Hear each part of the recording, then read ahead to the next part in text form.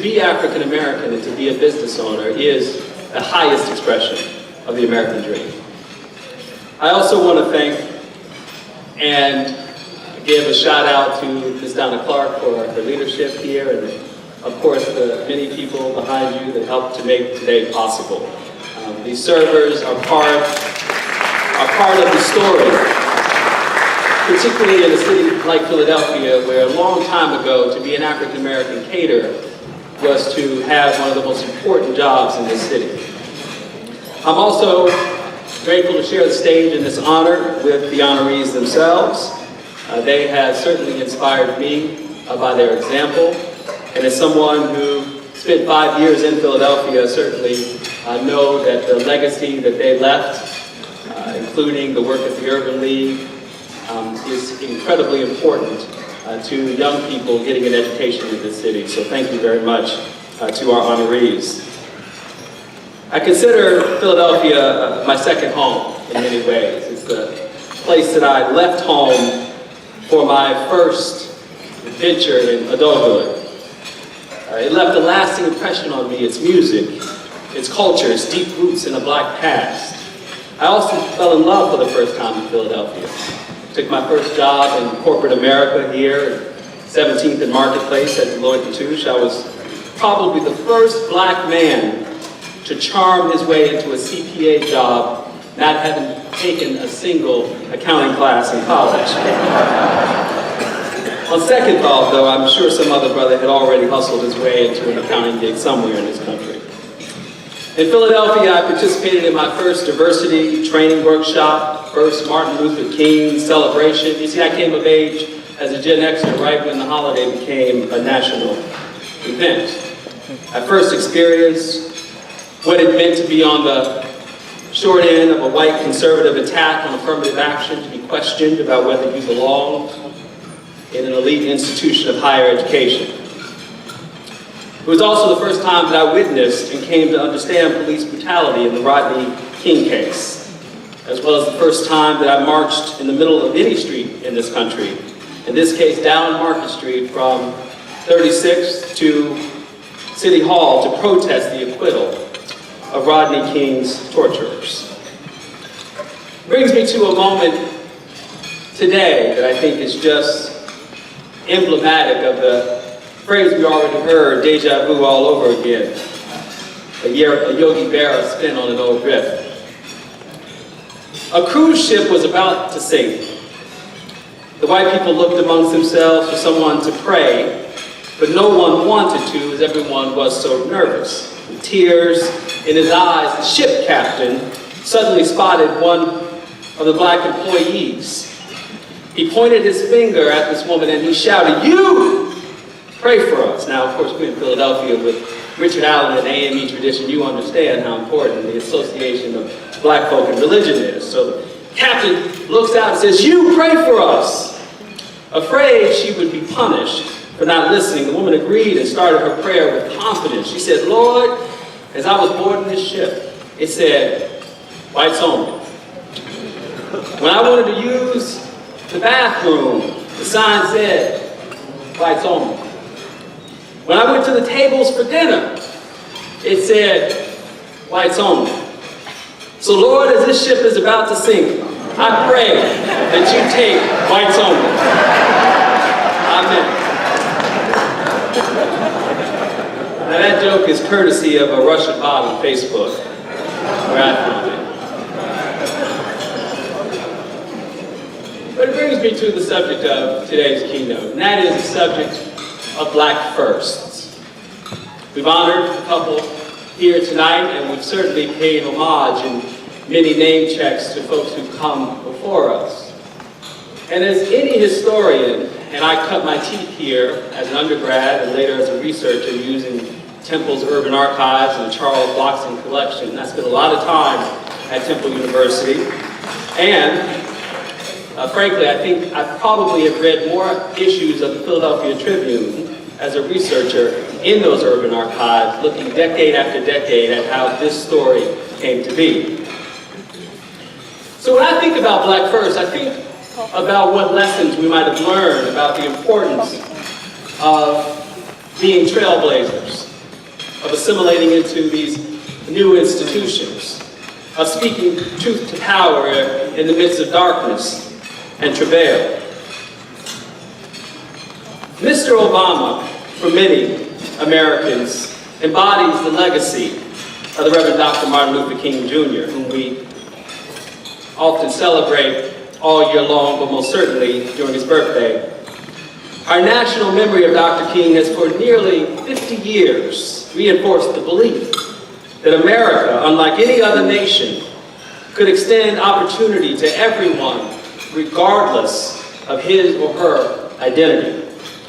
In Dr. King's name, assimilation and its aspiration have been key words of the post-civil rights era, and diversity and inclusion its currency.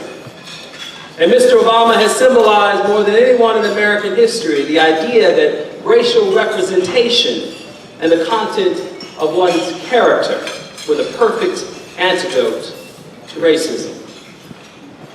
Mr. Obama's election was, by any historical measure, the apex of the civil rights period. I see Sister Sonia Sanchez out there. Oh, it's wonderful. Let's give it up for Sister Sonia Sanchez.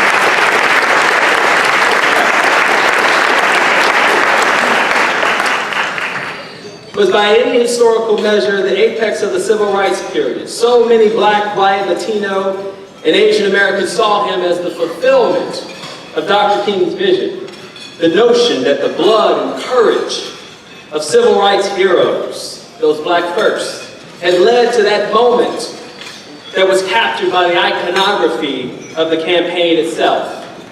Obama supporters from Atlanta to Chicago, there in November of 2008 in Chicago, wearing t-shirts illustrated with the profiles of Dr. King and Mr. Obama side by side. Jay-Z expressing in verse the liturgy of the age. Rosa Parks sat so Martin could walk. Martin walked so Barack could run. Barack Obama ran so all the children could fly. Of course, the president walks in the footsteps of a long line of firsts. The first enslaved Africans, 20 in number, all from Angola, victims of Portuguese slave trading with warring African kingdoms, Ndogo and Congo. Historians speculate that they were Catholic because of their home kingdom, that it had converted to Christianity in 1490. The men on that faithful journey were most likely miners, a common occupation, and before them, and before they were taken along with their mothers and sisters and daughters, brought to Jamestown 400 years ago. Although among that charter generation of Africans in America, some of them gained their freedom as indentures like Europeans, their presence here as first set in motion centuries of reshaping the modern world as we know it. The first of Crispus Attucks dying in the American Revolution, that first freedom fighter Harriet Tubman to lead thousands out of slavery right here to this very city. Frederick Douglass, the first Black anti-slavery activist to achieve national fame, telling white people how morally bankrupt and hypocritical they were. When he noted whether we turn to the declarations of the past, he said in 1852, or to the professions of the present, the conduct of the nation seems equally hideous and revolting. America is false to the present, false to the past, and solemnly binds herself to be false to the future. Standing with God and the crushed and bleeding slave on this occasion, I will, in the name of humanity, which is outraged, in the name of liberty, which is fettered, in the name of the Constitution and the Bible, which are disregarded and trampled upon, dare to call in question and to denounce, with all the emphasis I can command, everything that serves to perpetuate slavery, the great sin of America. You know, Frederick Douglass not only is experiencing his 200th birthday this year, but we seem to have forgotten precisely what the man stood for in our national political discourse. Oh, you can clap. Because there's a familiar riff on these Black firsts, that somehow they don't speak to the possibilities for transforming a nation, but only to affirm the nation itself. Richard T. Greener, many of you know, born here in Philadelphia in 1844, went on to be another first. As a native Philadelphian, the first black person to attend Harvard College and to graduate with great distinction. Went on later to become the dean of Howard Law School, which of course, as you know, became ground zero for so much of the legal strategy of the civil rights movement. W.E.B. Du Bois, another black first, wrote, "From this city, the Philadelphia Negro, during an 18-month stay, not too far from where we are here at the College Settlement House, living there with his young bride in 1897, wrote a book that was by any measure the first study of urban sociology here in the United States, modeled in part on what had already begun in Europe. He wanted that book to be the first step in an effort to use knowledge in the service of transformation. He was the first scholar activist in that sense. He mapped the taxonomy of black life here in Philadelphia, noting 4 classes of black folks: the aristocracy of the race, the kind of folks, some of whom are sitting in this room that I had the good pleasure of meeting today. He called these folks 12% of the race.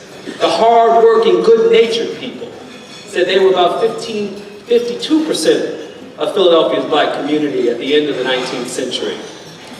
He said there was the poor and unfortunate, about 30%, and then the submerged 10th. They were about 6%. For him, pointing out the obvious, that black folk were not all the same and were not all similarly situated in life, was a powerful rebuttal to the sweeping negative generalizations about all blacks, the kinds of generalizations that have certainly animated this political season. He, of course, wasn't native to Philadelphia, but another black person was, who, in fact, came to be the first black sociologist from Penn. The good Reverend Richard Wright Jr. was also an AME minister, was one of the pioneers in sociology, following in the footsteps of Du Bois, went on to have a celebrated career as the editor of the Christian Recorder. And as a community that, of course, gave birth to AME traditions, we have to acknowledge that a sister organization, the Methodist Episcopal community, gave birth to Charles Albert Tindley, best known as the father of gospel music, having written several of the most popular gospel hymns. I will not sing them for you today, but certainly remind you of, we'll understand it better by and by. His legacy went on to directly influence the late Thomas Dorsey, who was another first to go on to have a celebrated career as a recorded gospel artist. We've already heard about Sadie Tanner Mossel Alexander, who later married Philadelphia's first famed civil rights lawyer, Raymond Pace Alexander. She was the first person to receive a PhD in economics from Penn, the title of which was The Standard of Living Among 100 Negro Families. She was the first to get a JD from Penn, the first black woman to serve as assistant city solicitor of Philadelphia, the first black woman secretary of the Urban League. She inspired other black firsts as women. Anna Thompson, whose name probably is not well recorded in our history books, but most certainly is in the urban archives here at Temple University. She was another black woman in Philadelphia, the first to use racial disparity data to show that stop and frisk practices were in full bloom right here in the city of brotherly love in the 1920s. Noting that Philadelphia's black community at the time was only about 7.4% of the overall population, but represented 25% of those arrested in the city, and gave example after example of people literally sitting on the stoops of their own homes, rounded up in random raids of harassment. She had come behind a moment that just less than a decade before had given birth to one of the greatest race riots in this city's history. In 1918, for several days, riots broke out all over West and South Philadelphia. And one woman, the first black colored probation officer, literally stood her ground in her apartment, where she fired a shot to warn the crowd not to take another step further. And in that act of courage, she represented a long tradition of resistance in this city that someone like the G. Grant Williams, under the leadership of Charles Perry, spoke truth to power about what African Americans in that era were facing. This editor, G. Grant Williams of the Philadelphia Tribune, had this to say in the midst of this moment: "We stand for law and order, decency, and cleanliness, but knowing the facts as we do, that our people are driven from pillar to post looking for houses to rent, and that we pay more rent than whites for the same shacks, our patience runs out." This is the tradition of the Philadelphia Tribune's journalist activist voice, of which people like Adela Bonds read every day to have her resistance and agency affirmed. When we look out from Philadelphia across this great nation, we of course recognize that it wasn't just the civil rights activists, it was also the cultural producers, the Louis Armstrongs and the Dizzy Gillespies, on the big screen, the Lena Hornes, the Harold Belafontes, and of course the Sidney Poitiers, all first, in ways that represented then and now America's most indigenous cultural traditions. In fact, Louis Armstrong and Dizzy Gillespie were first as cultural ambassadors to the world, part of a way of sharing jazz as something that demonstrated to the world this indigenous syncretized culture of white and black, of European and African. Of course, they were also sent out to convince the rest of the world that the growing threat of communism could not provide such musical genius. Some of you may know, of course, of Jacob Lawrence, who was the first to have his paintings not only exhibited in major art houses as well as in the museums of the Museum of Modern Art or at the Phillips Collection in DC, but in many ways was the first to be trained by a civil rights activist who saw in history the greatest weapon that black people could use to teach themselves about the power they have within. Jacob Lawrence grew up in Atlantic City, New Jersey, but shortly by 13 moved to Harlem and is most famous for the Great Migration series. But it was an Ella Baker who he met in Harlem on 135th Street and who took history lessons from Ella Baker at the Schomburg Center, where I had the great pleasure of running many years ago. That we see, yes, the Schomburg Center. That we see the connections between our activism and our art, between one generation to the next, between the adult and the young person, and the commitment to historical and cultural literacy as the building blocks of a community.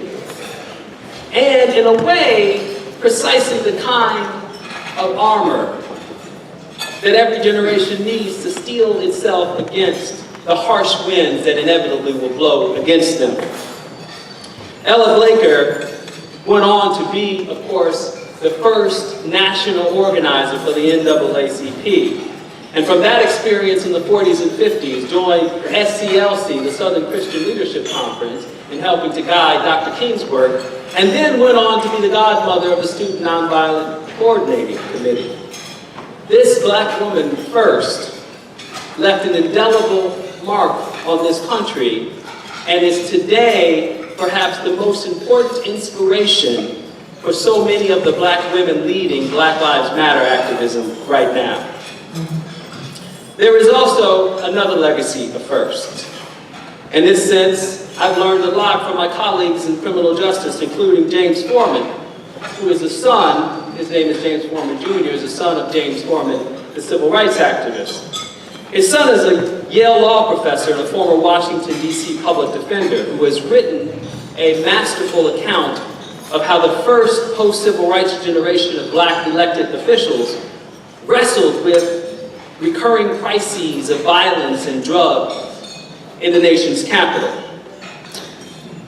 He talks about black D.C. officials embracing the Nixonian law and order mood of the nation in the late 1960s and early 70s, passing increasingly tougher laws and adopting aggressive policing practices into the 1990s. Future D.C. Mayor Marion Barry claimed the mantle of drug warrior himself before he fell victim to his own excesses, along with many others, including Atlanta's Black Mayor Maynard Jackson. In one example that Foreman writes about in a book called Locking Up Our Own, he talks about a 16-year-old first offender who's facing sentencing for handgun possession of a small bag of pot. The black judge that he goes before tells this young man, as he chooses to sentence him, Dr. King didn't march and die so that you could be a fool, so that you could be out on the street, getting high, carrying a gun, and robbing people. No, young man, that was not his dream. In this way, these first post-civil rights leaders reimagined Dr. King as a drug warrior. Something like, I have a dream that one day there will be law and order.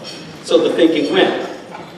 In 1995, 1 year after Bill Clinton signed the biggest crime bill in American history, the nation's first black U.S. attorney for the District of Columbia, Eric Holder, announced a major anti-crime initiative called Operation Ceasefire at a King Day celebration in Arlington, Virginia.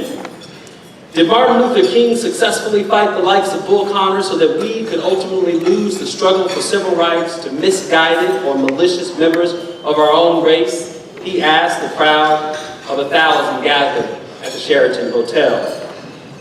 This wasn't the politics of respectability we hear so much about today. It was what Foreman calls the politics of responsibility.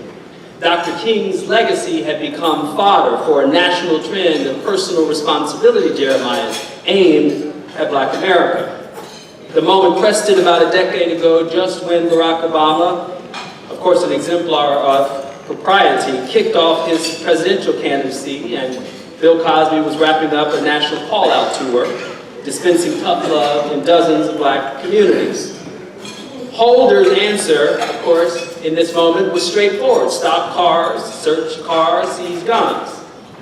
Predictably, Operation Ceasefire exacted a heavy toll. Cops stopped black motorists for any reason. They made sport of tinted windows. Officials knew that the hit rates, that is to catch the bad guys, would be low. At best, such investigatory or pretext stops were supposed to be a deterrent. In reality, they fueled racial disparities in the drug war. Reverse redlining shielded white D.C. neighborhoods and a few Tony black ones from the program. White voters were given a free pass to keep their drugs safely stashed in their glove boxes.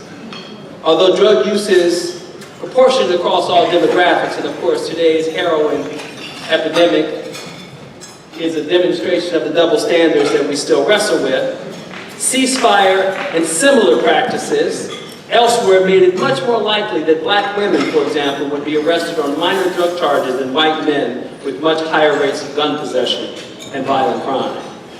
With 2 small bags of pot in her glove box, Sandra Dozier, for example, a striving 23-year-old black woman stopped by ceasefire enforcers, lost a good job at FedEx because of a simple possession charge on her record.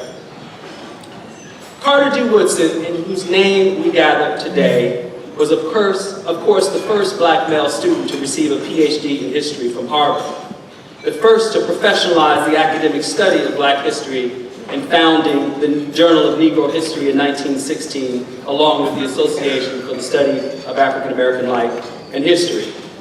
In his 1933 book, The Miseducation of the Negro, he was the first activist scholar to redefine the purpose of education.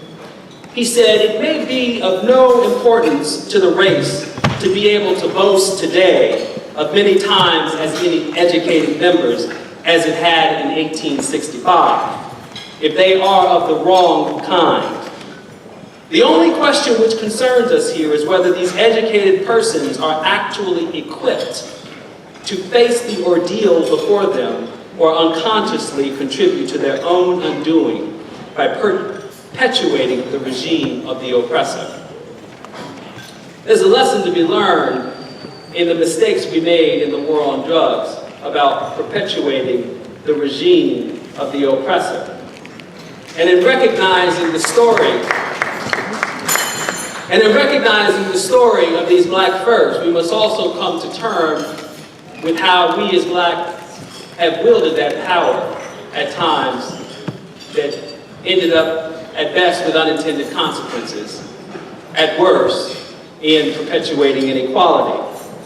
And it is in that spirit that I share with you what my colleagues, or at least the graduates of the Harvard Business School, had to say about how to be successful in this country in today's day and age. They gave advice to Ellis Post journalists, 10 rules for success. Most of these rules you've all heard, and many of you have given in motivational speeches to young folks because of the talent that exists in this room. So you know how important it is to tell young people to make your dreams bigger than you could have ever imagined. That it is important to work hard and to persevere. How important it is to cultivate networks of people who are more influential than yourself. To delay gratification, to be thoughtful and considerate. But you may or may not have said rule number 10, never talk about race or gender if you can avoid it, other than to declare that race or gender does not matter. We can't stand here in 2018 on the heels of the 2016 election and not recognize that we don't have a part to play in challenging the institutions of which we are a part, especially when we are first. Because the story of African American history is not just a story of celebration, of triumph over tragedy. It is fundamentally a story about America. I am fond of saying that there is no American history without Black history. And in that sense, without Black folks' protests, without a community giving birth to a first, today we might only expect white men in this country to vote. Women might not have political and economic rights, and most certainly these very immigrants who we describe from shithole countries might not be here, precisely because of the civil rights movement and changes in immigration policy in 1965. It's possible that marriage equality would not exist, because the blueprint for that movement came from the civil rights movement, built on community activists and grassroots campaigns that gave birth to those post-civil rights firsts. Without Black folks laboring in those fields that Frederick Douglass gave such plaintive cries to, the United States would never have been the wealthiest economy in the world, would never have caught up to European nations within a century of its founding, would not have the biggest economy today, and most certainly would not have had the resources to save Europe and Asia from the clutches of Germany and Japan. And of course, without Black folks' contributions in the arts, America would not have contributed its own distinct art and culture to the world. It would not be globally dominant as it is today. In celebrating the accomplishments and redefining the very meaning of America, or as I'm fond of saying, America is indescribable without Black folks, I think we've reached the end of an era of Black firsts.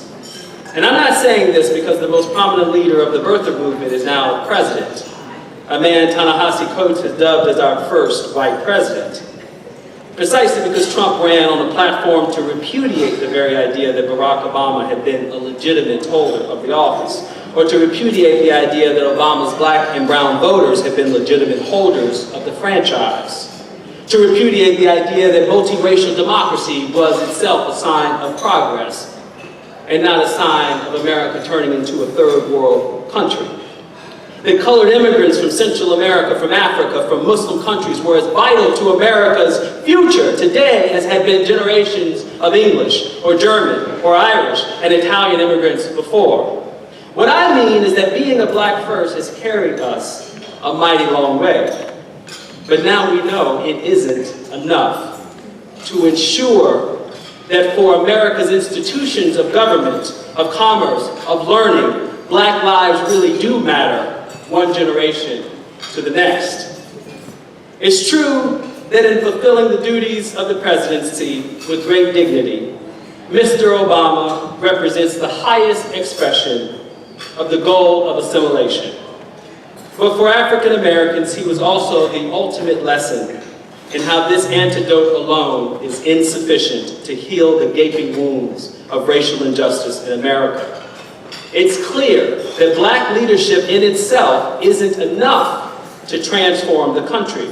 So we must confront the end of an era and the dawn of a new one. We now live in a post-assimilation America. The 50-year-old rules for advancement since the civil rights era are obsolete.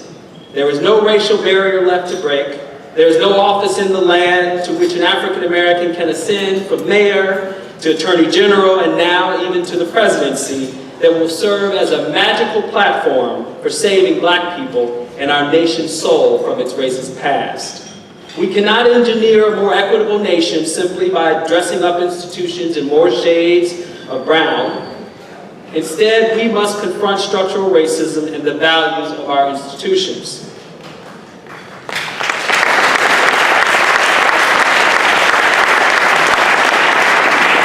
The exceptionalism of President Obama could not save us from the Tea Party revolution, Republican obstructionism, police brutality, voter suppression, and Islamophobia. We now know that no individual, no black first, no matter how singular, can bend the moral arc of the universe.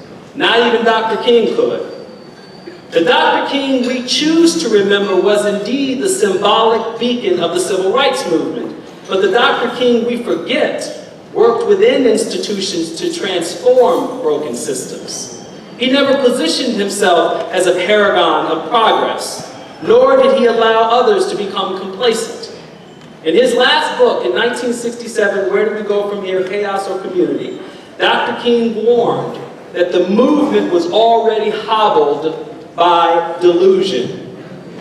The majority of white Americans consider themselves sincerely committed to justice for the Negro, he wrote. They believe that American society is essentially hospitable to fair play and to steady growth toward a middle-class utopia embodying racial harmony. But unfortunately, this is a fantasy of self-deception and comfortable vanity. Dr. King never imagined the election of African Americans to office in itself as sufficient. Instead, he used his own sense of an unarmed truth that we needed to remake all of American society. He urged us to become creative dissenters and to hold the country accountable to a higher destiny. In other words, he wanted us to stop assimilating into a sick society, one that he called suffering from the dangerous cancer of hatred and racism. This is after Dr. King had led the civil rights movement.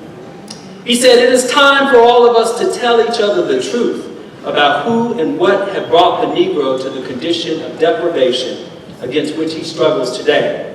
In human relations, the truth is hard to come by because most groups are deceived about themselves.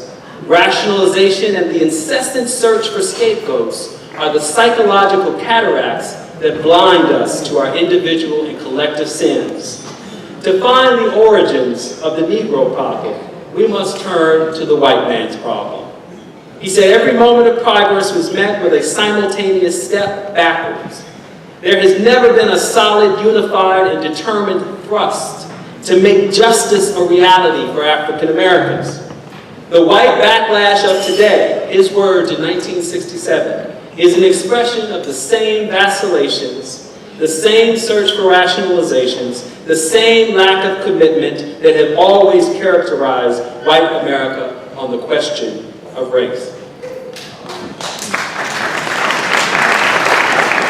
In post-assimilation America, people of color must continue to pursue leadership roles as the demographics of the nation inexorably change.